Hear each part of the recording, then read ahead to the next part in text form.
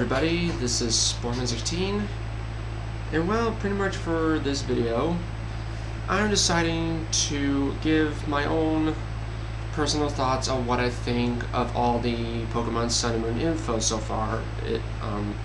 Like, what is there that I like, what is there that I don't like, and all that, and please, excuse the look of my hair. It's just, I just recently got out of the shower.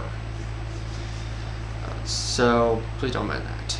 So basically for this, I'm going to be talking about all the information of Sun and Moon thus far and what I think about it, even including the new Pokemon that just recently got released that I now officially know how to pronounce, known as Turtonator.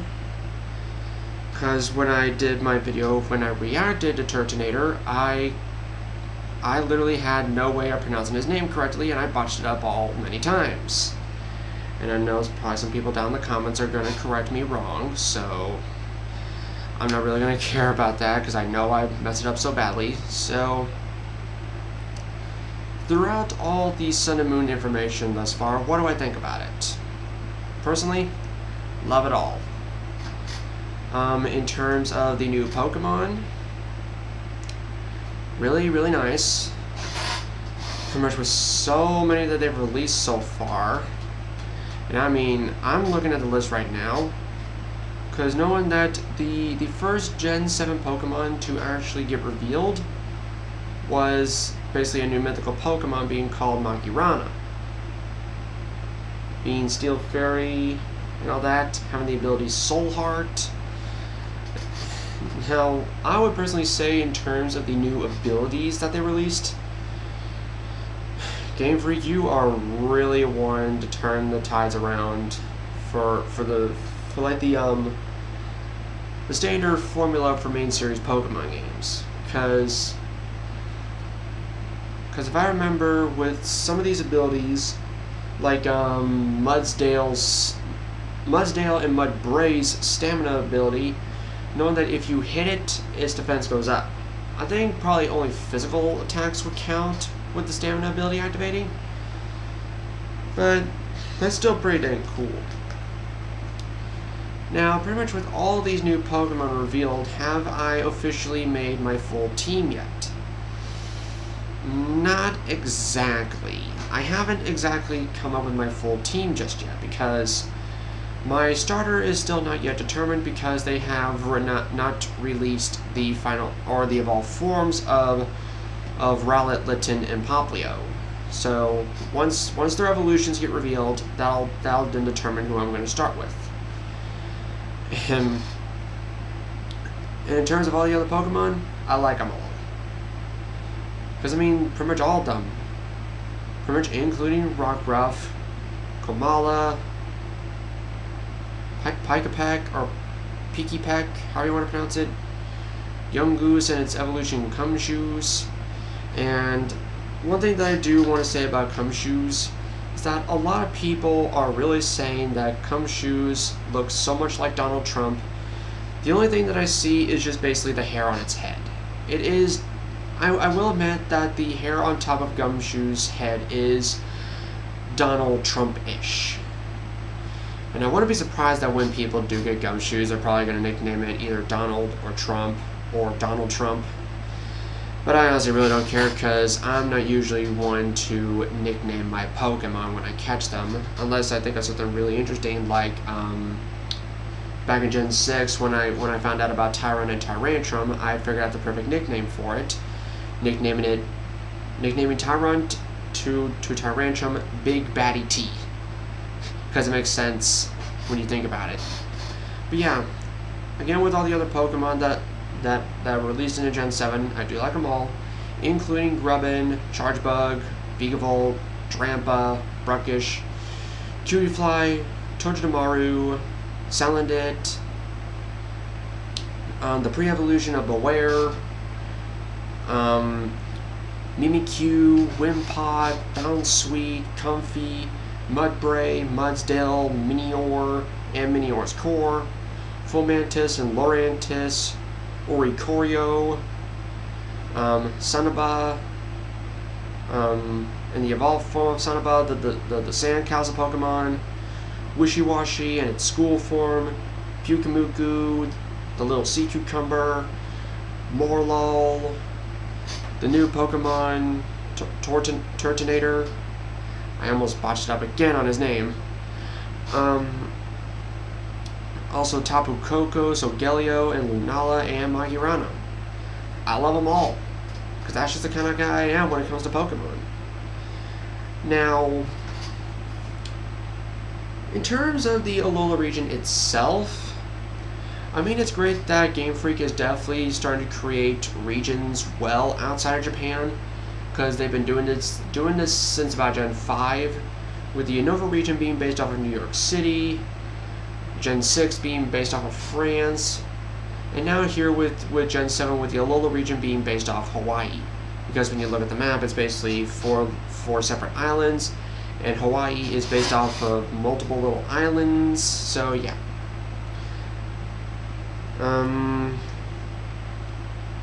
Now in terms of what they have done with the gyms, well, basically it's kind of pretty much looking like there really isn't going to be any gyms for Gen 7, but, well, okay, in a technical term, they are kind of doing their own way of gyms, but really mixing it up.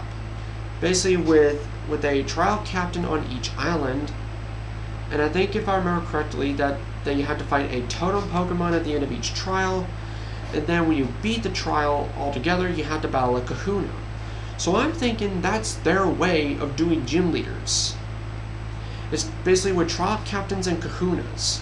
Because if there is a Kahuna for each island after taking on each trial captain, so think about it right there. 4 trial captains, 4 Kahunas for each island. There you go. There's your 8. There's your 8 gyms, supposedly. But finding out that Hala is the Kahuna of Melamela Island, that's pretty neat. It's good that they are giving Hala some significance in the game. Now, in terms of the Alolan form Pokemon thus far, knowing that we have Alolan Sandshrew and Sandslash, Alolan Vulpix and Ninetales, Alolan Exeggutor, Alolan Meowth, Alolan Marowak, and Alolan Raichu. What are my thoughts about those? Well, I feel like it's great that some previous Pokemon are getting these new forms, because of the fact that these Gen 1 Pokemon are adapting to the Alolan environment. Because with Alolan Sandshrew, Sandslash, Vulpix, and Ninetales, they became these ice types because of the icy mountain region within the Alola region, so they decided that if they're going to be living up there, they might as well adapt to their environments. So hence why Vulpix, Ninetales, Sandshrew, and Sandslash have all become ice types, because they are adapting to the ice mountain range or the ice mountain area of the Alola region. And honestly, out of all the Alolan forms so far, I would have to say my 2 personal favorites are definitely Sandslash and Marowak. But let me tell you, Alolan Ninetales is very, very flippin' beautiful. Definitely going up there with the beauty category of most beautiful Pokemon, in my opinion, to Milotic and Gardevoir. I mean, yeah, there are some other beautiful Pokemon out there, but to me, at this point now, Gardevoir, Milotic, and Alolan Ninetales are like the most beautiful Pokemon that I've ever seen.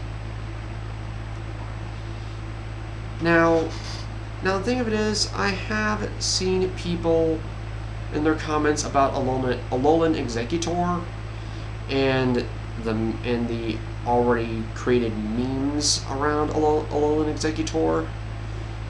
But to be quite honest, there actually is an explanation to Alolan Exeggutor's design, and probably some people already know about this. If you take a look at regular Exeggutor and then Alolan Exeggutor, you would see something. That yes, that both of these are palm tree designs. But the thing of it is, regular Exeggutor is more based on desert palm trees, because when you look at desert palm trees, they are quite small and short. Even though, despite the fact that regular Exeggutor is like, I'm thinking 6'7". I'm thinking he's 6'7". And then basically with Exeggutor coming to the Alola region, which is all tropical themed, Exeggutor would have to adapt to the more tropical environment. Thus, he grows from about 6'7" to 35'9", and thus he becomes more of a Alolan, or basically a tropical palm tree, what I should be saying. Because when you look at tropical palm trees, they are very skinny, yet very tall. So that's a perfect example of a good Alolan form. Now, there was a theoretical explanation to Alolan Exeggutor's dragon typing, but I'm not going to get into that because it's a little too much for my brain to handle, but yeah. So yeah, basically in terms of all the Alolan form Pokemon, I really do like them, and I do feel like there is one Alolan form Pokemon that I do see myself using is Alolan Marowak, because seriously, becoming a Fire Ghost type and having either Cursed Body or Lightning Rod, oy.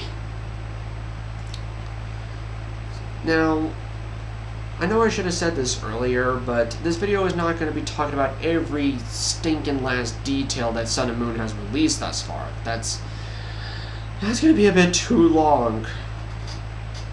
Now, talking about the Z moves. Knowing that these Z moves can only be used once per battle, and now if anybody actually remembers what they say about the Z moves, is that, from what it says here, following on from Mega Evolution, Pokemon Sun and Moon introduces a whole new mechanic which once again utilizes a ring on the trainer's wrist, and these are Z moves.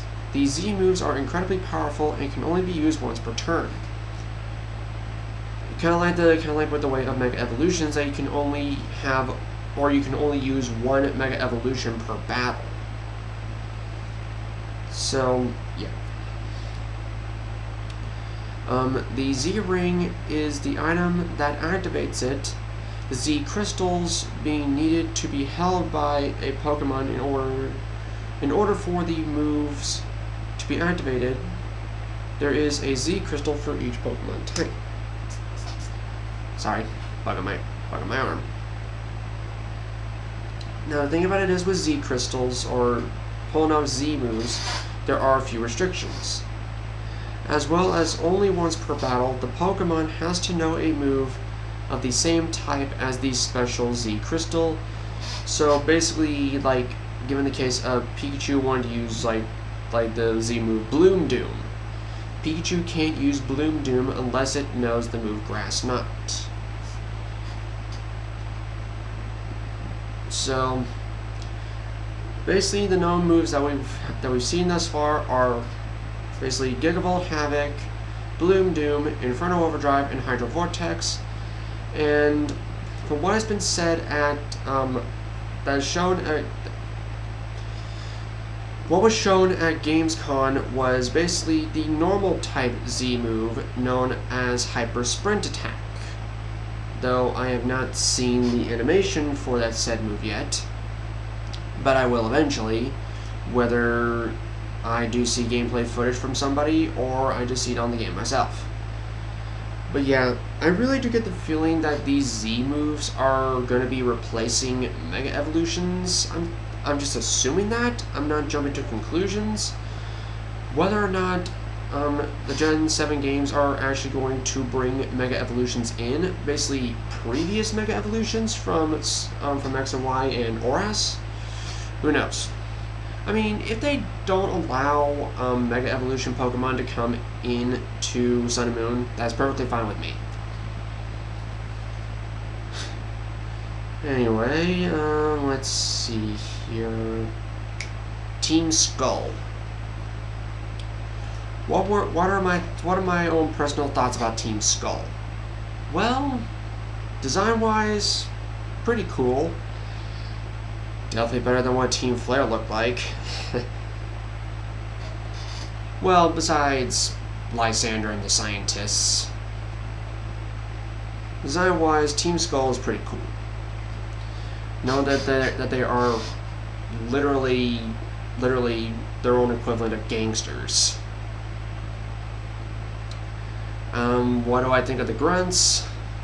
Pretty standard, though the position that they did to represent a skull looks really dang silly to me. I mean, with Team Flare they pretty much did something like this, but yet Team Skull is doing something like this. It's like, that looks so silly. But whatever. Now, from what they say that Team Skull does so far, is that this team is different from others.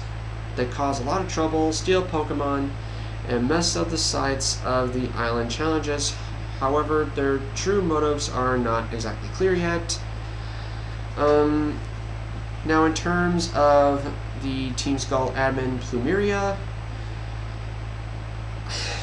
I'm honestly gonna admit I already like her. I pretty much like her whole design, even though despite the fact that she is pretty much giving you off that look saying, I just don't like you, and I want to mess you up. Yeah, and trust me, I'm already starting to see the fan art for Plumeria. Some of them are pretty good. Some of them have already started to become suggestive, but whatever. But all in all, Plumeria looks really nice. And then pretty much the Team Skull boss, Guzma. He's a crazy looking dude. And again, with Plumeria, I have seen the fan art coming around for Guzma. People are really starting to take on his quote that he had in the trailer, saying, "It's your boy Guzma." Yeah, I was seeing that in the trailer, and I was like, "Wow." I was like, "Wow." Didn't really think somebody would actually say that in a Pokemon game, but hey, they're gangsters. So I guess it would be kind of fitting for Guzma to be saying, "It's your boy Guzma." Isn't that basically that pose that he does when you enter a battle with him, just being all like, ah? And with Plumeria, just having her arms crossed off, just turn towards you, giving like a very intimidating stare. Boy. But all in all, I'm really looking forward to seeing what Team Skull's intentions are. Next thing would be, well, not really much to say right now for the Rotom Pokedex. I mean, it's great that they are giving Rotom a lot more significance. And I'm just going to say this. I was actually seeing the reaction video to the one PokeTuber, Game Boy Luke. I saw his reaction to Rotom Pokedex. He was so flippin' excited. I mean, you guys can go to Game Boy Luke's channel and watch that video for yourselves. It was great. I really did like his reaction to Rotom Pokedex. But I'm just happy to see that Rotom is getting some more significance within Sun and Moon. Being like a sort of like a having basically like a map, a somewhat pretty wide map, so you have the bearings of where you are, which is pretty cool. Basically reading off what they say about the Rotom Pokedex. There's a new feature in Sun and Moon. In order to create the most efficient Pokedex, Professor Kukui had a Rotom inhabit it in order to give the best experience. The Rotom Pokedex is more than just a Pokedex, but rather it contains many features such as showing your next location, advice on where to go, and so forth. They'll be updating the page once again, more information about the Rotom Pokedex and its features. Basically with the map feature, while playing the game, the Rotom Pokedex can be on the bottom screen, and while it is, you can see a real-time view of the game map. This will show you your movement through the route/city, as well as mark any interesting areas for you to visit for the flag. It can change to the Pokedex simply by a tap of a button, so that's pretty cool. Let's see here. Now there is also the way of hyper training, which is basically kind of like super training, but for IVs. Because if I remember that super training boosts up EVs, but with hyper training it boosts up IVs. And I do remember, like either earlier this week or a week ago, I think it was probably earlier this week, that Cerebi showed that there was a clarification to hyper training. That they did a little showcasing where they had 3 Garchomps of 3 different natures or something like that, and the Garchomps all used a silver bottle cap, and it showed that the silver bottle cap only boosted up 1 IV stat, which was attack, I believe it is.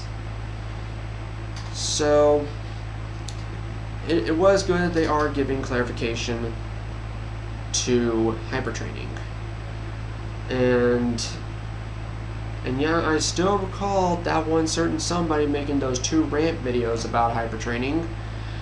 Hopefully, when he does see that clarification, hopefully that'll get his mind straight. Anyway, but yeah, basically, for hyper training to actually work with your Pokemon, you need to get the Pokemon up to level 100. And they're also saying it's currently not known how to get bottle caps.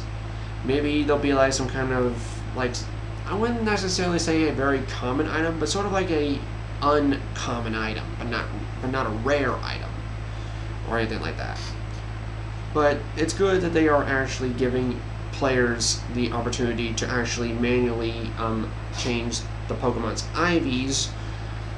I mean, yeah, people can still breed for the right type of Pokemon, for like the right nature, the right abilities, egg moves, and all that. It's still a good feature though.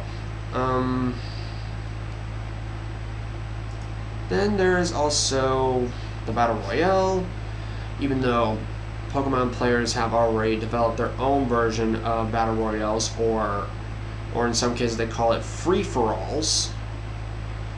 It's a pretty nice feature, but some people have said that possibly one drawback is that the case of if one player gets knocked out, then the Battle Royale is over. I think that's what they say. The rules for the mode are simple. As soon as one player has lost each of their Pokemon, then the battle is over. I can see why people wouldn't exactly like that kind of rule, but hey, some people can get some use out of it.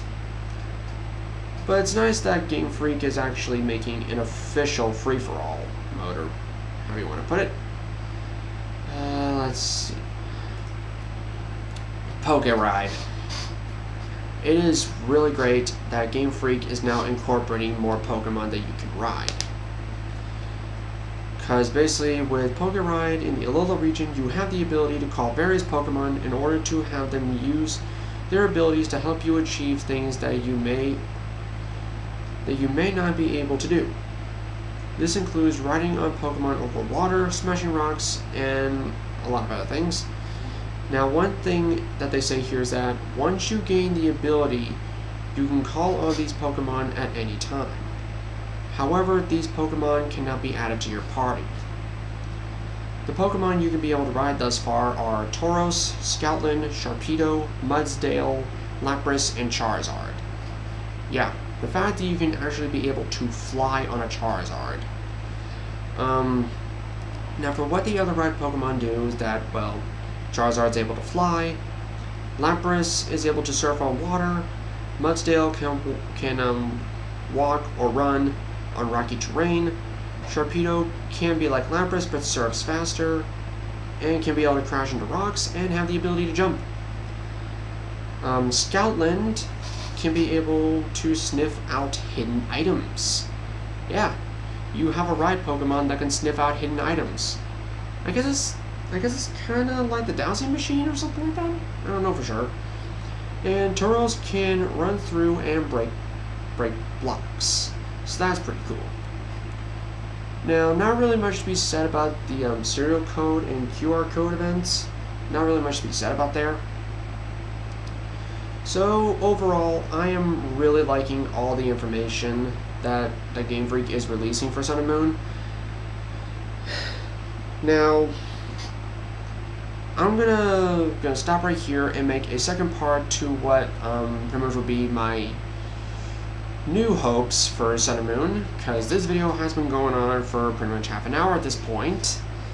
So I'm kind of hoping I really didn't bore you all to death. So thank you guys so much for watching, and as always, my outro shall handle the rest, so I'll be seeing you guys next time for part 2.